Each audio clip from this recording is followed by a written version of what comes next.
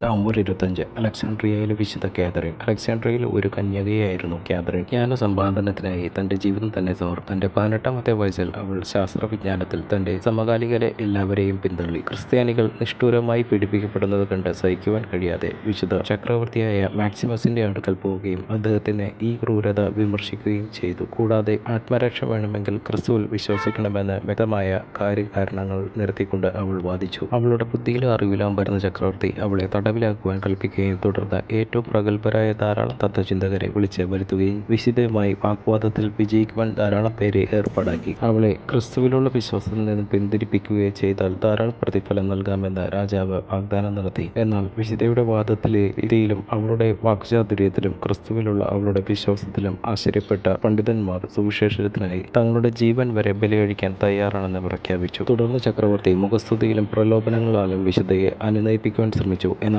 ഈ ശ്രമങ്ങളെല്ലാം ഫലം കണ്ടില്ല. ഇതിൽ കോപാകുലനായ ചക്രവർത്തി വിശുദ്ധയെ ഇരുമ്പുവടി കൊണ്ട് മർദ്ദിക്കുവാനും മുള്ളാണികൾ നിറഞ്ഞ ചമ്മട്ടി കൊണ്ട് മുറിവേൽപ്പിക്കുവാനും ഉത്തരവിട്ടു. കൂടാതെ ഭക്ഷണമൊന്നും കൊടുക്കാതെ 11 ദിവസത്തോളം കാരാഗൃഹത്തിൽ പട്ടിണി കിടപ്പാൻ കൽപ്പിച്ചു. ചക്രവർത്തിയുടെ ഭാര്യയും സൈന്യാധിപൻ തടവറയിൽ വിശുദ്ധയെ സന്ദർശിച്ച് വിശുദ്ധയുടെ വാക്കുകൾ അവരെ ക്രിസ്തുവിലേക്ക് അടുപ്പിച്ചു. യേശുവിലുള്ള തങ്ങളുടെ സ്നേഹം പിന്നീട് അവർ തങ്ങളുടെ രക്തത്താൽ തന്നെ തെളിയിച്ചു. വിശുദ്ധ അനുഭവിക്കേണ്ടി വന്ന അടുത്ത പീഡനം നല്ല മൂർച്ചയുള്ള കത്തിയുള്ള ചക്രത്തിൽ കിടക്കുക എന്നതായിരുന്നു. അവിടെ കീറി മുറിവേൽക്കപ്പെട്ട ശരീരത്തിൽ നിന്നുള്ള പ്രാതങ്ങൾ സ്വർഗത്തിലെത്തി. ആ നാരകീയ ശിക്ഷായന്ത്രം പല കഷ്ണങ്ങളായി പൊട്ടിത്തെറിച്ചു. ഈ അത്ഭുതത്തിന് സാക്ഷികളായ എല്ലാവരും ക്രിസ്തുവിൽ വിശ്വസിക്കാൻ ആരംഭിച്ചു. ഒടുവിൽ 312 നവംബർ 25 ക്രിസ്തുവിന്റെ ഈ ദാസിയെ തലയറുത്ത് കൊലപ്പെടുത്തി.